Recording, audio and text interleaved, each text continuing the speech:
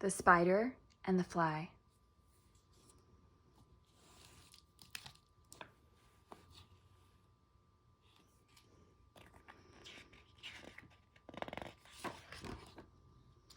The Spider and the Fly.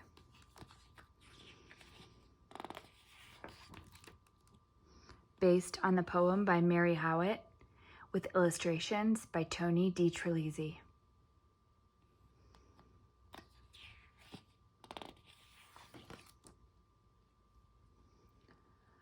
"Will you walk into my parlor?" said the spider to the fly. "'Tis the prettiest little parlor that you ever did spy. The way into my parlor is up a winding stair, and I have many curious things to show you when you are there."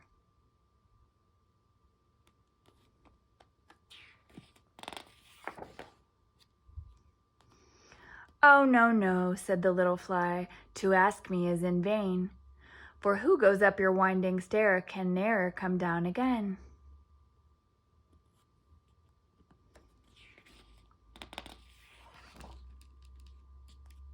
"I'm sure you must be weary, dear, with soaring up so high. Will you rest upon my little bed?" said the spider to the fly.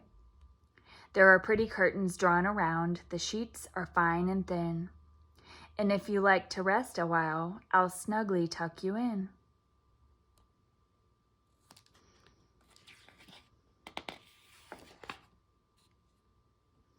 "Oh, no, no," said the little fly, "for I've often heard it said, they never, never wake again who sleep upon your bed."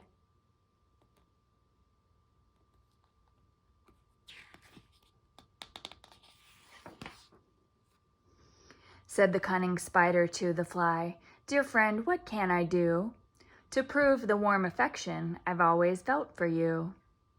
I have within my pantry good store of all that's nice. I'm sure you're very welcome. Will you please to take a slice?"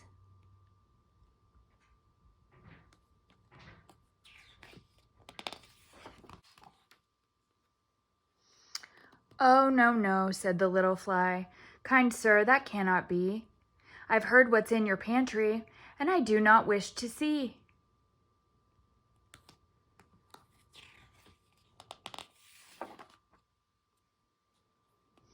"Sweet creature," said the spider, "you're witty and you're wise. How handsome are your gauzy wings, how brilliant are your eyes. I have a little looking glass upon my parlor shelf. If you'd step in one moment, dear, you shall behold yourself."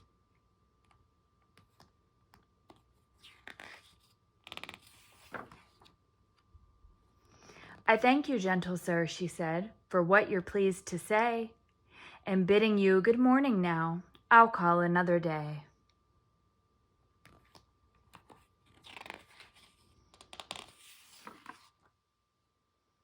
The spider turned him round about and went into his den, for well he knew the silly fly would soon come back again.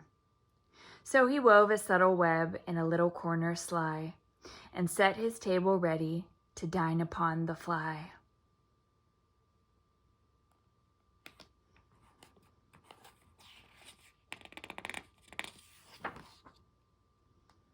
Then he came out to his door again, and merrily did sing, "Come hither, hither, pretty fly, with the pearl and silver wing.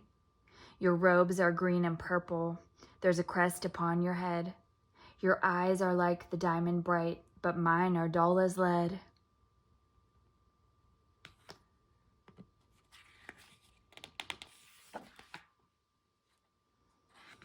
Alas, alas, how very soon this silly little fly, hearing his wily flattering words, came slowly flitting by.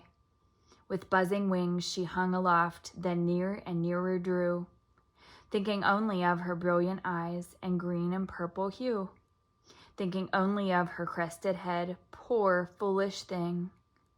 At last,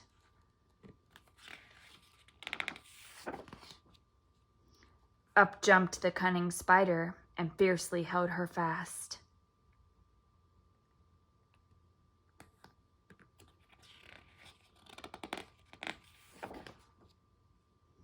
He dragged her up his winding stair into his dismal den, within his little parlor, but she ne'er came out again.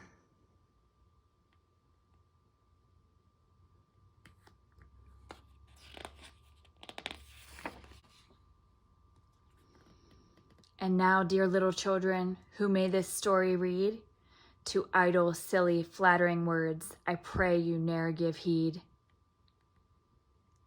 Unto an evil counselor, close heart and ear and eye, and take a lesson from this tale of the spider and the fly.